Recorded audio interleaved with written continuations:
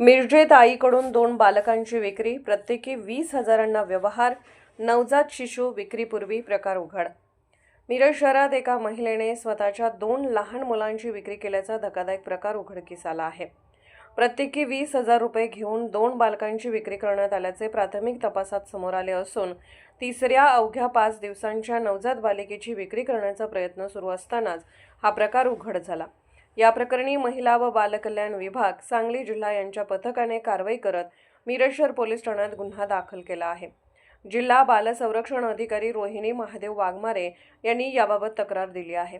या प्रकरणी मनीषा जाधव, राहणार सुभाषनगर मिरज, उमाजी रमेश लोंढे, सुरेखा लोंढे, दशरथ लोंढे, राहणार माधवनगर तसेच सचिन गोसावी, राहणार माधवनगर यांच्याविरुद्ध गुन्हा नोंदवण्यात आला आहे. काय आहे प्रकरण?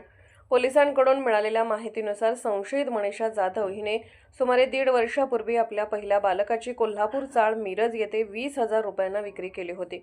त्यानंतर माधवनगर परिसरात आणखी एका बालकाचा व्यवहार झाल्याचे तपासात उघड झाले आहे. मागील आठवड्यात संबंधित महिलेला कन्यारत्न प्राप्त झाले होते.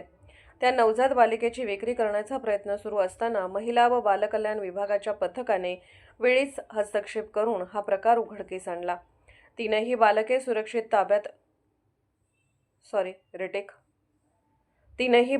सुरक्षित ताब्यात.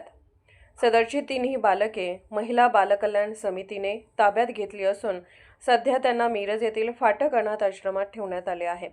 ही कारवाई जिल्हा महिला व बालविकास अधिकारी वर्षा पाटील यांच्या मार्गदर्शनाखाली जिल्हा बाल संरक्षण अधिकारी रोहिणी वाघमारे, आयशा दानवडे, शानूर दानवाडे, आरती नेडसोसे यांच्या पथकाने केले. या प्रकरणाचा पुढील तपास पोलीस उपनिरीक्षक विनायक मासाळे करीत आहेत. मी किरण चौगले, पोलीस निरीक्षक, मिरज शहर पोलीस स्टेशन. आमच्याकडे दिनांक 17/2/2026 रोजी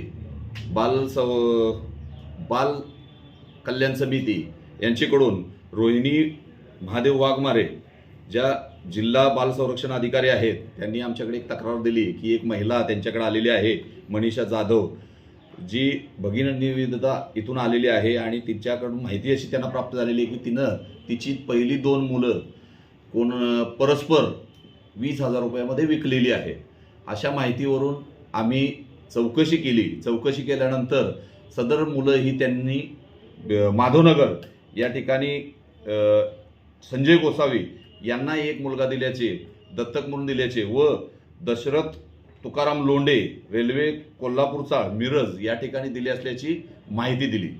त्यावरून सदरची प्रोसिजर यांनी कोणतीही कायदेशीर प्रोसिजर पूर्ण न करता परस्पर ही मुलं त्यांना दिली होती, विकली होती असं माहिती प्राप्त झाल्यानंतर ज्यांच्या मध्यस्थी म्हणजे जे 2 लोक आहेत, सुरेखा लोंढे, ज्या महानगरपालिकेत अटेंडंट म्हणून काम करतात, सांगली महानगरपालिकेत आरोग्य विभागात.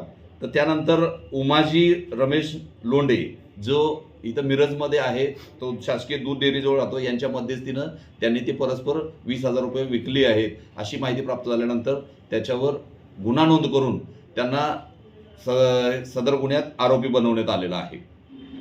तर दोन्ही मुलं ही पाठक बालकल्याण समितीच्या बालन्याय समितीच्या ह्याच्यानुसार पाठक अनाथालय मिरज या ठिकाणी ती दोन्ही मुलं जमा केलेली आहेत. कारवाई पुढे सुरू आहे.